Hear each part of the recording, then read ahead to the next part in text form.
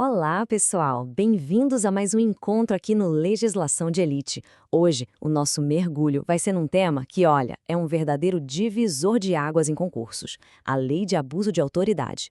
Vamos juntos dominar os artigos e os conceitos que são a chave para gabaritar essa matéria. E já para começar, eu lanço uma pergunta. Será que todo mundo aqui sabe quais são os dois pilares dessa lei? Aqueles que, uma vez que a gente entende de verdade, dá para resolver uns 80% das questões da prova? Pois é sobre isso que a gente vai falar. No final, essa e outras dúvidas estarão mais do que respondidas. Esse aqui é o nosso roteiro, o nosso mapa do tesouro. Primeiro, a gente vai descomplicar a lei. Depois, vamos fundo nos pilares dela. Em seguida, entender quem responde e quem não responde. Aí, partimos para a aplicação prática, destruímos as pegadinhas e, claro, fechamos com aquele resumo para ninguém mais errar. Vamos nessa? Ok, começando do começo, pela base. A lei em questão é a 13.869 de 2019. E o nosso objetivo aqui é entender ela de um jeito bem direto, bem estratégico, focando naquilo que realmente importa na hora de marcar o X no lugar certo. A essência da lei é essa aqui, ó. Definir os crimes que agentes públicos cometem quando agem com uma intenção muito específica de atacar direitos e garantias. A estrutura dela é até simples, mas muito poderosa. Pensa assim: do artigo 1º ao 8º, a gente tem as regras gerais, as regras do jogo, que valem para todos os crimes da lei. E a partir do 9º, aí sim, a gente entra nos crimes em si. E agora, chegamos ao coração da matéria.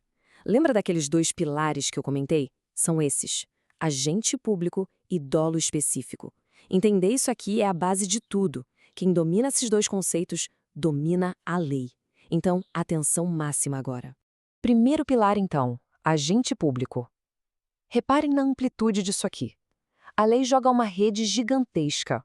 Ela abrange servidor ou não, de qualquer um dos poderes, de qualquer ente da federação, recebendo salário ou não, e até mesmo quem está ali só temporariamente. Esse conceito super amplo é, claro, um prato cheio para as bancas de concurso inventarem questões.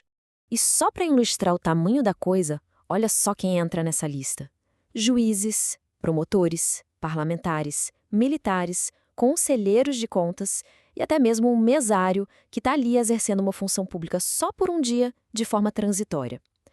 Todo mundo aí pode ser sujeito ativo do crime de abuso de autoridade. Agora, o segundo pilar. E esse aqui elimina muita, mas muita confusão. É o dolo específico. O que isso quer dizer? Simples. Não existe abuso de autoridade por culpa. Não dá para cometer esse crime sem querer. A conduta precisa ser intencional, com um objetivo claro. Ou seja, pode esquecer negligência, imprudência ou imperícia. Não se aplica aqui. E o ponto crucial é este tripé. Para que o crime exista, a acusação tem que provar que o agente público tinha uma dessas três intenções. Ou ele queria prejudicar alguém, ou queria beneficiar a si mesmo ou outra pessoa. Ou então, agiu por puro capricho, por satisfação pessoal. Basta uma dessas três intenções para configurar o crime. Beleza, vamos em frente. Agora que a gente já firmou os pilares, vamos ver quem exatamente pode responder por esse crime e quem está fora. São esses detalhes que, no fim das contas, separam quem passa de quem fica pelo caminho. Aqui está uma distinção clássica daquelas que caem toda hora em prova. Não dá para confundir função pública com munus público. Função pública é quando a pessoa está investida num cargo, emprego ou função no Estado. Já o munus público é um encargo privado que a lei impõe a uma pessoa comum, tipo ser inventariante, tutor ou curador. Sendo assim, a regra para memorizar é bem clara. Agentes públicos que já se aposentaram, que não têm mais aquela função, e também quem exerce só um munus público, esses estão, como regra geral, fora do alcance da lei de abuso de autoridade. E o particular, a pessoa comum, pode cometer esse crime? Sozinha? Nunca, jamais. O crime é próprio de agente público.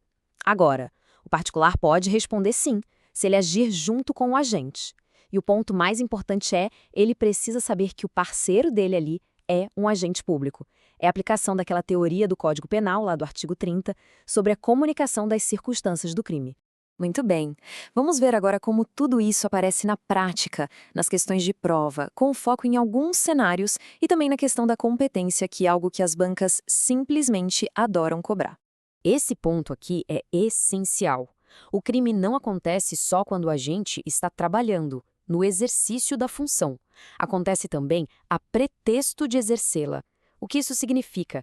Que o cara pode estar de folga, de férias, mas usa o cargo dele para intimidar, para levar vantagem. O exemplo mais clássico de todos é a famosa carteirada. Muita, mas muita atenção aqui no que a gente chama de crime de hermenêutica. A lei protege a interpretação, a atividade intelectual das autoridades. Então, se um juiz ou um promotor interpreta a lei de um jeito diferente, isso por si só não é crime, garante a independência deles. Para ser abuso, tem que ser provado aquele dolo específico que a gente já conversou. Agora uma pergunta que sempre gera dúvida e que cai bastante. É sobre a competência para julgar. E se quem comete o crime é um militar? Um militar em serviço ou por causa da função dele? Para onde vai esse processo? Quem julga? A regra geral é bem direta. Depois de uma mudança importante que veio com a Lei 13.491 de 2017, ficou assim. Se um militar comete um crime previsto fora do Código Militar, como abuso de autoridade, mas ele está em serviço ou agindo em razão da função, a competência é da Justiça Militar, não vai para a Justiça Comum. Certo, chegamos numa parte crucial. Agora o foco é total nas armadilhas. Naquelas cascas de banana que as bancas colocam para derrubar quem está mais desatento. Vamos destruir esses mitos um por um. Primeiro, só policiais cometem o crime. Mentira, é qualquer agente público. Segundo, a lei só pune atos durante o trabalho. Errado, inclui também a pretexto de exercê-la. Terceiro, particular responde sozinho, de jeito nenhum, só junto com o agente público e sabendo disso. E por último, militar em serviço vai para a justiça comum. Falso, a regra geral, como a gente acabou de ver, é justiça militar. E para fechar com chave de ouro, para consolidar tudo o que a gente viu, vamos para o nosso resumo final. São os pontos que não podem faltar naquela revisão de véspera da prova. Olha só para essa tabela. É a nossa cola do bem, a ferramenta de revisão rápida. Na coluna Inclui, temos qualquer agente público e quem age a pretexto da função. Na coluna Exclui, quem exerce munus público e, como regra, os aposentados. E na coluna do Particular, só responde junto com o agente e se souber da condição dele. É isso, direto ao ponto. E se for para guardar uma única informação de tudo que a gente falou, que seja esta, o tripé do dolo específico. A intenção de prejudicar, de beneficiar ou de agir por mero capricho.